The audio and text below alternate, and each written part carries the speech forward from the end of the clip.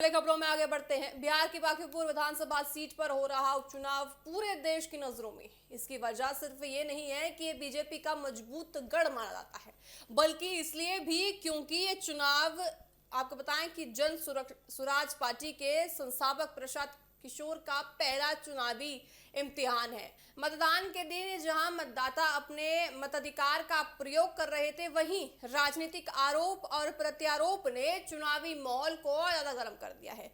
मतदान के बीच प्रशांत किशोर ने बीजेपी और बिहार पुलिस पर गंभीर आरोप लगाते हुए कहा कि चुनाव को प्रभावित करने की कोशिश की जा रही है। प्रशांत किशोर ने दावा किया कि उनके समर्थकों और पार्टी कार्यकर्ताओं ने कई मतदान केंद्रों पर कथित फर्जी वोटिंग की शिकायत की थी। उनका आरोप है कि शिकायत करने के बजाय कार्रवाई फर्जी मतदान पर नहीं बल्कि शिकायत करने वालों पर हुई। उन्होंने कहा कि बिहार पुलिस ने उनके कई समर्थकों को हिरासत में ले लिया है। प्रशांत किशोर ने आरोप लगाया कि ये कार्रवाई बीजेपी के दबाव में की गई ताकि जन स्वराज के कार्यकर्ता मतदान प्रक्रिया पर नजर ना डाल सके या फिर उनको वोट ना मिल सके। जन स्वराज प्रमुख ने ये कहा है कि यदि किसी मतदान केंद्र पर फर्जी वोटिंग की शिकायत मिलती है तो प्रशासन की जिम्मेदारी निष्पक्ष जांच करना है, लेकिन यहाँ उल्टा शिकायत करने वालों को ही निशाना बनाया गया है। उन्होंने इसे लोकतंत्र और निष्पक्ष चुनाव प्रक्रिया के लिए गंभीर खतरा बताया है। प्रशांत किशोर ने कहा कि चुनाव आयोग से पूरे मामले का संज्ञान लेने और निष्पक्ष जांच की उन्होंने मांग उठाई है।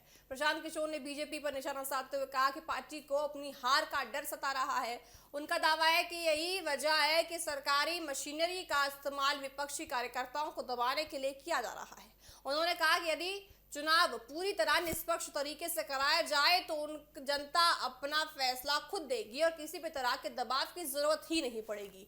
दूसरी ओर बीजेपी ने इन आरोपों को सिरे से खारिज कर दिया है। पार्टी का ही कहना है कि प्रशांत किशोर अपनी संभावित हार देखकर पहले से ही माहौल बनाने की कोशिश कर रही है। बीजेपी नेताओं का दावा है कि चुनाव आयोग की निगरानी में मतदान शांतिपूर्ण तरीके से हो रहा है और प्रशासन पूरी निष्पक्षता के साथ अपनी जिम्मेदारी निभा रहा है। पार्टी ने कहा कि बिना किसी ठोस सबूत के लगाए जा रहे आरोप लोकतांत्रिक संस्थानों की विश्वसनीयता पर सवाल खड़े करते हैं। साथ ही साथ इस बीच चुनाव आयोग की ओर से मतदान की प्रक्रिया जारी रही।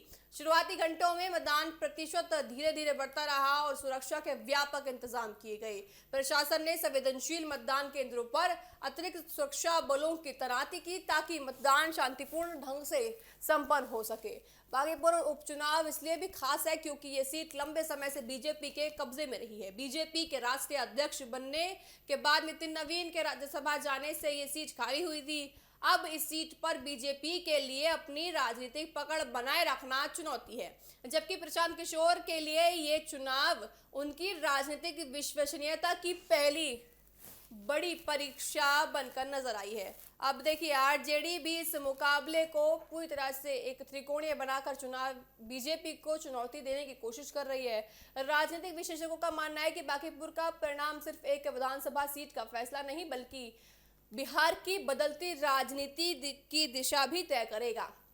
यदि बीजेपी अपनी सीट बचा लेती है तो वह इसे अपने जनाधार की पुष्टि बताएगी। वहीं यदि प्रशांत किशोर मजबूत प्रदर्शन करते हैं तो बिहार की राजनीति में जनस्वराज को नई पहचान मिल सकती है। आरजेडी के लिए भी यह चुनाव अपने शहरी आधार को मजबूत करने का अवसर माना जा रहा है। फिलहाल देखिए, मतदान संपन्न हो चुका है और अब सभी की नजर मतगणना पर टिकी हुई है, लेकिन वोटों की गिनती से पहले ही बांकीपुर का ये चुनाव आरोपों, जवाबी आरोपों और राजनीतिक बयानबाजी के कारण राष्ट्रीय चर्चा का विषय बन चुका है। अब देखना ये होगा कि जनता किसके दावों पर भरोसा जताती है और ईवीएम खुलने के बाद बांकीपुर की जनता किसे अपना प्रतिनिधि चुनकर यहाँ उतारती है।